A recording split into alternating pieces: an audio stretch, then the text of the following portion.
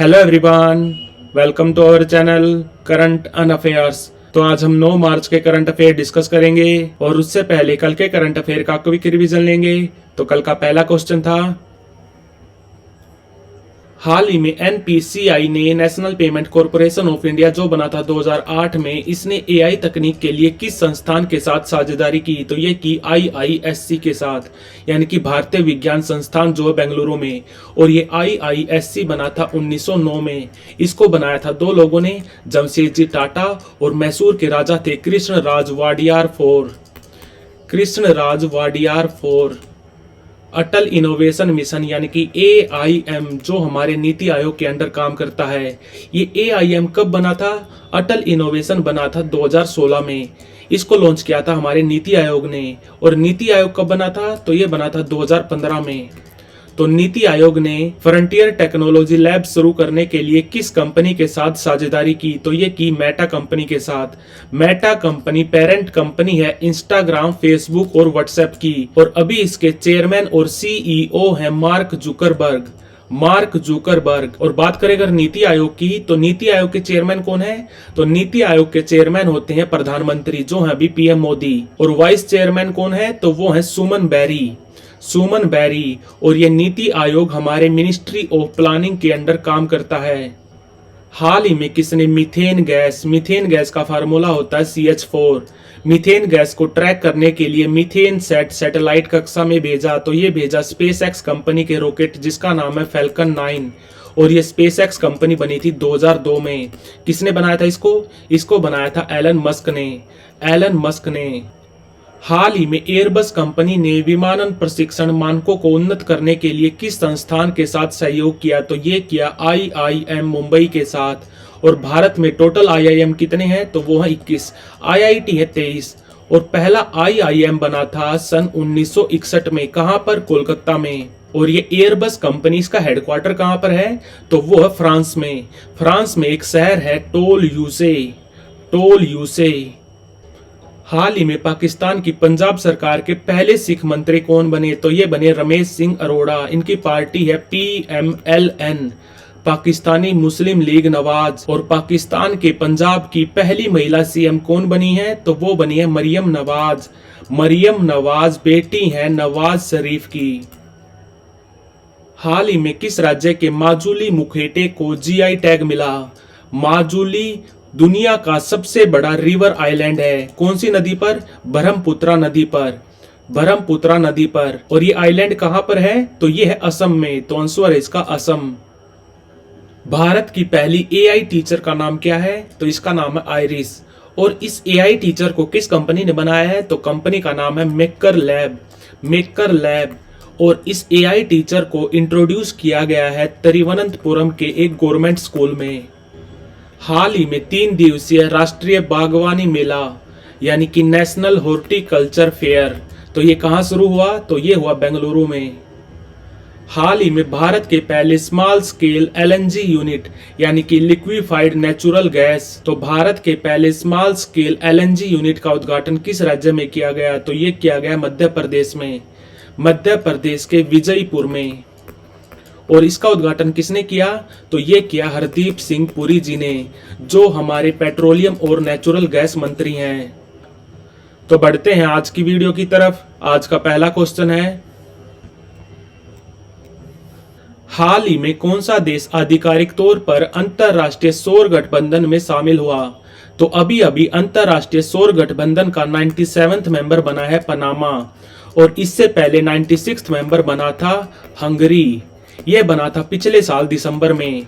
और बात करें अगर इंटरनेशनल सोलर अलायंस की, तो इसकी स्थापना कब हुई थी? तो वो हुई थी 30 नवंबर 2015 को। इसका हेडक्वार्टर है गुरुग्राम में। और अभी इसके DG हैं अजय माथुर।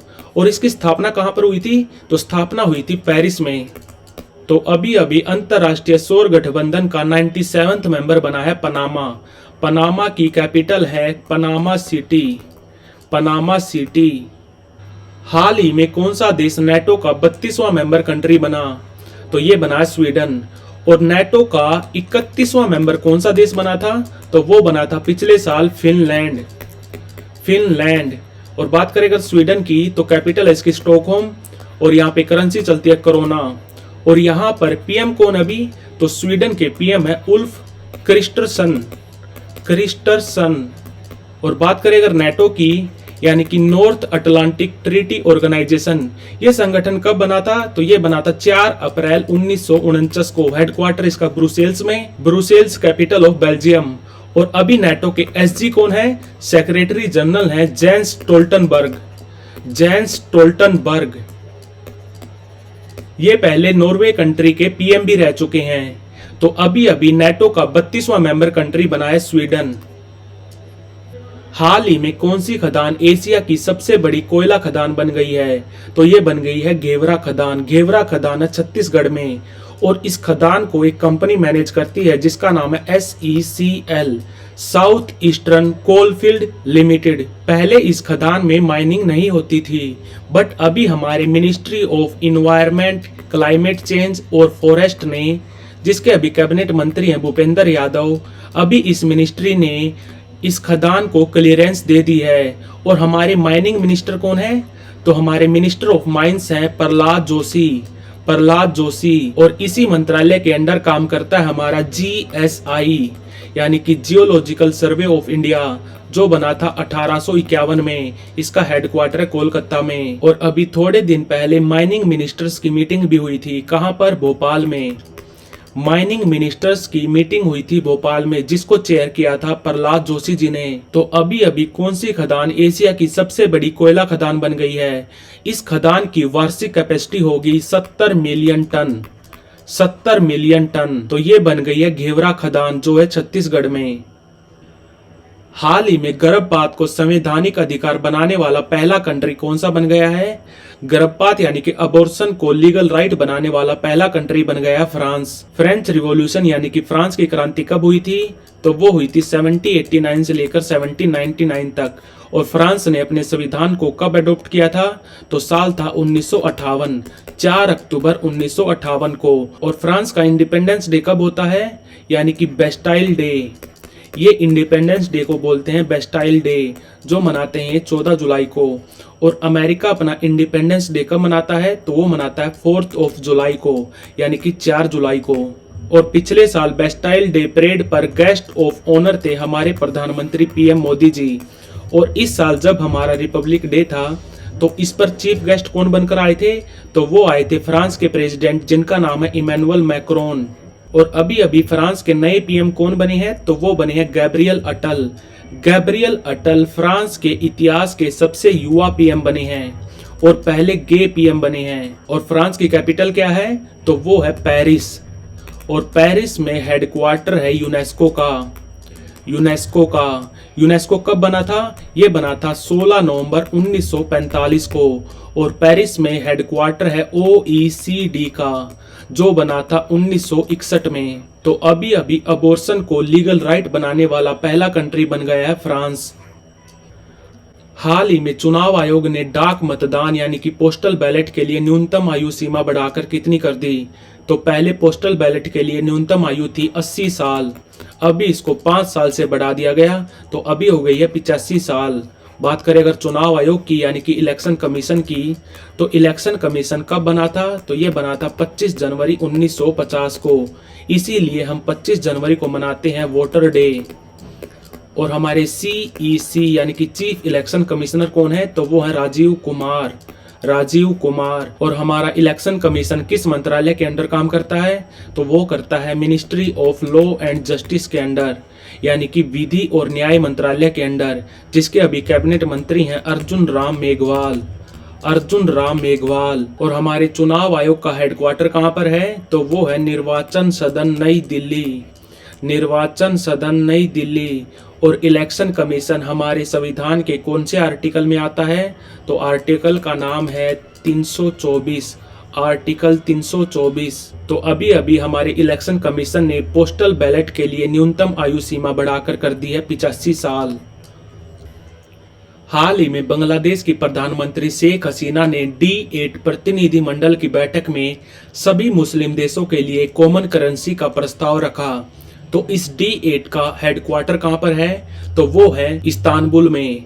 इस्तांबुल कहां पर है, तो ये है तुर्की में। और तुर्की की कैपिटल क्या है, तो वो है अंकारा। अंकारा। और बात करें अगर D8 की, इसकी स्थापना कब हुई थी, तो वो हुई थी 1996 में। और अभी इसमें टोटल 8 मेंबर कंट्री हैं। इन 8 मुस्लिम देशों में दुनिया की 60% मुस्लिम आबादी रहती है। इन 8 मेंबर कंट्रियों में Bangladesh, Pakistan, Iran, Egypt, Indonesia, तुर्की, ये सारे देश आते हैं। इस समूह का नाम है D8।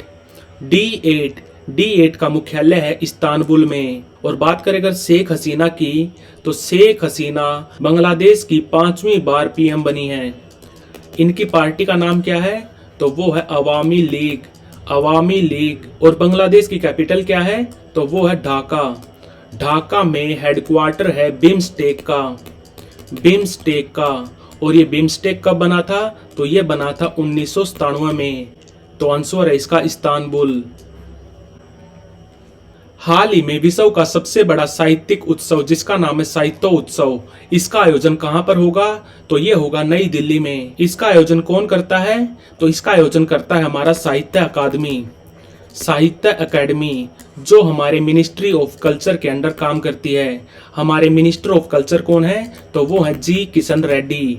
और ये साहित्य अकादमी कब बनी थी, तो ये बनी थी 12 मार्च 1954 को। इसीलिए साहित्य अकादमी हर साल 12 मार्च को साहित्य उत्सव का आयोजन करता है। और साहित्य अकादमी अवार्ड्स पहली बार कब दिए गए थे, तो वो भी दिए गए थे 1954 में। और साहित्य अकादमी का हेडक्वार्टर है रविंद्रा भवन नई दिल्ली में, जहां पर हर साल साहित्य उत्सव मनाया जाता है 12 मार्च को। तो आंसर है इसका नई दिल्ली। हाल ही में भारत और अमेरिका की कोस्ट गार्ड संयुक्त अभ्यास सी डिफेंडर 2024 कहां पर होगा, तो ये होगा पोर्ट ब्लेयर में। पोर्ट ब्लेयर कैपिटल है अंडमान एंड निकोबार आइलैंड्स की। अंडमान एंड निकोबार आइलैंड ये यूटी है। कहां पर है, ये है बे ऑफ बंगाल में, बंगाल की खाड़ी में। तो अभी अभी पोर्ट ब्लेयर में भारत और अमेरिका की कोस्ट गार्ड के बीच में संयुक्त अभ्यास होगा जिसका नाम है सी डिफेंडर। और भारत अमेरिका के साथ और भी युद्ध अभ्यास करता है, जैसे कि वज्र प्रहार युद्ध अभ्यास और कोप इंडिया। और बात करें अगर इंडियन कोस्ट गार्ड की, तो ये कब बना था, ये बना था 1978 में।